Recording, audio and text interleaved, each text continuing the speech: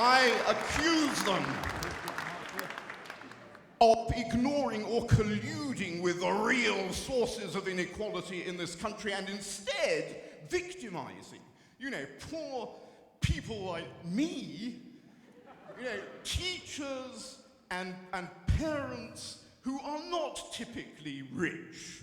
In fact, most of us most of the parents whom I knew when I was teaching in a public school were scraping and scrimping in order simply to do their best for their children, not out of complacency and not out of a desire to do anybody else down, but simply to serve their own children's best interests. And I'll tell you why the public schools really can do something for equality. It's because they are oases of equality, where you can be, where only in public schools could be the Duke of Downshire be Noakes's fag.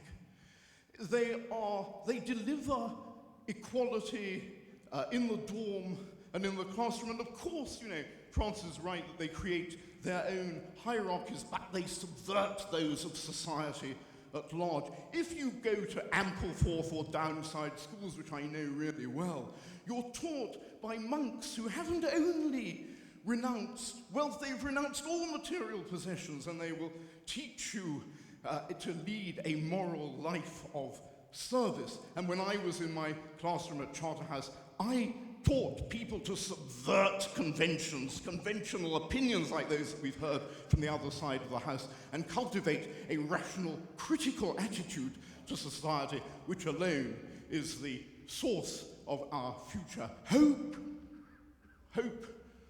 Francis, because that is what alone public schools represent. Because in this country you've destroyed all your other good schools. For God's sake, appreciate those that you've got left. Francine, if I may just offer one cry from the only perspective which I can offer, which is really unique, which is that of a bloody foreigner. It's amazing, isn't it, that all of us on this side of the house are people who've devoted our lives to education. There's something suggestive there. In this country, you're very good at self-deprecating humor. But one of the things that you do, which is very distressing to me, is that you deride deploringly the few things that you really are good at. For God's sake, celebrate the few good schools that you've got left and join the rest of the world in admiring them, and join those of us on this side of the house in voting in their support.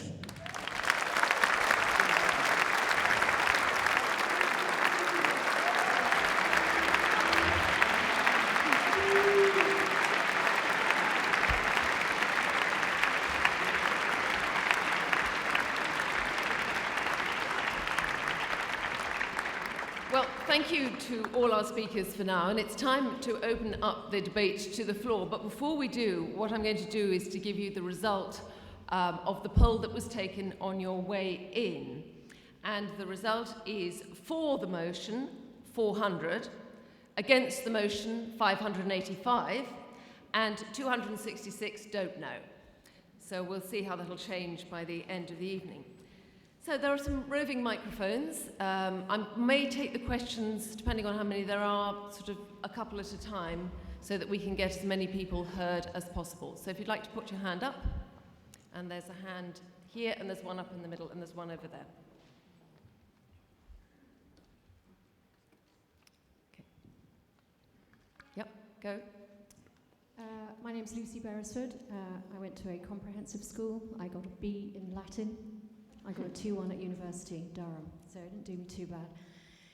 I've heard a lot about the economic arguments. We've heard a lot about the social engineering.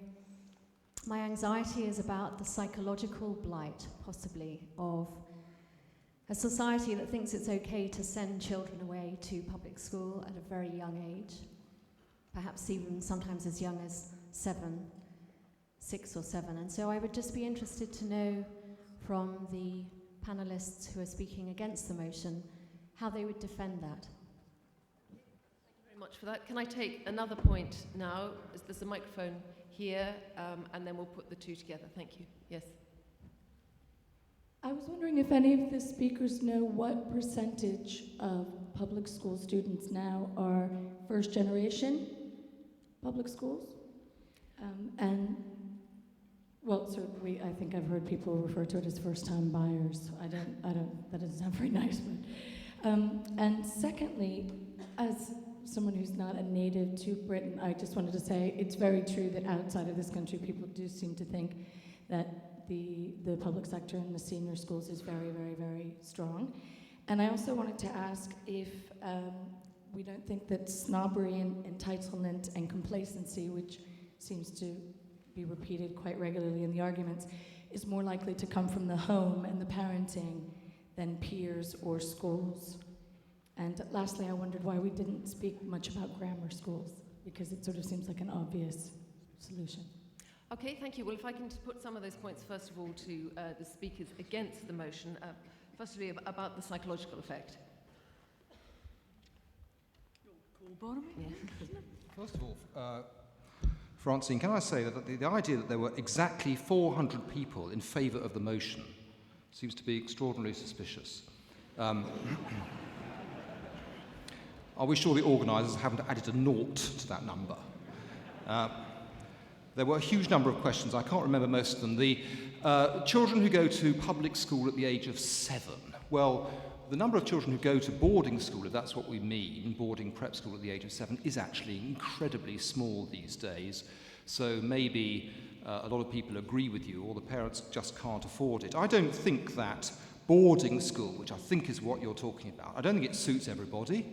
I don't think that, in terms of the psychological impact, one can generalise.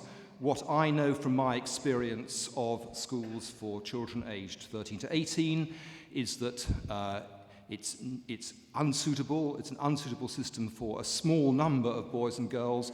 It's a very successful, popular and attractive system for quite a large number, and one just hopes that the parents have the wisdom to distinguish between them. And the only other question I can remember I can answer specifically is, and that was, what proportion of children who go to public schools are first-time buyers? And the answer is that 40% of the children who go to public school, their parents did not themselves go to an independent school. That is the correct figure. Yeah. I'd just like to come in and say, and this will partly give away the kind of school I did or didn't go to, that I actually think when I was 13, the chance of leaving my family and going away to school seems an extremely pleasant one, actually. But there was a tail end to that question about grammar schools, which I'd kept off. But given that it's been raised, I would like to say now that I'm very suspicious of our nostalgia for a binary divide in secondary education between grammar and secondary modern. When we think about grammar schools, we think, and there were some kids who went and had their lives enriched, and they were taught Latin by, paederastic but brilliant blokes. And we forget that there was another 80%. Many of my best friends are paederastic and brilliant blokes. There was another 80%, who were at the local bog standard secondary mod, reading Cider with Rosie again, And I think this debate, I see that it intersects, and could possibly intersect with a let's bring back the grammar school debate, but that's not where I'm going. Right, can we have I wouldn't worry about psychological blight. It's your mum and dad who fuck you up. I was psychologically blighted by staying at home.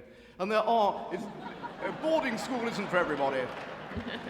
But there are tremendous advantages in having, all day to fulfill yourself, to find wonderful things to do, because actually, education, the other side missed the point, education isn't about redressing the inequalities of society. The way to do that is, as Martin rightly said, by redistribution. It's by tackling the problem at root. Education is about giving young people wonderful, life-enhancing experience, and the more time you've got to do that, if you're really devoted to the job, the better.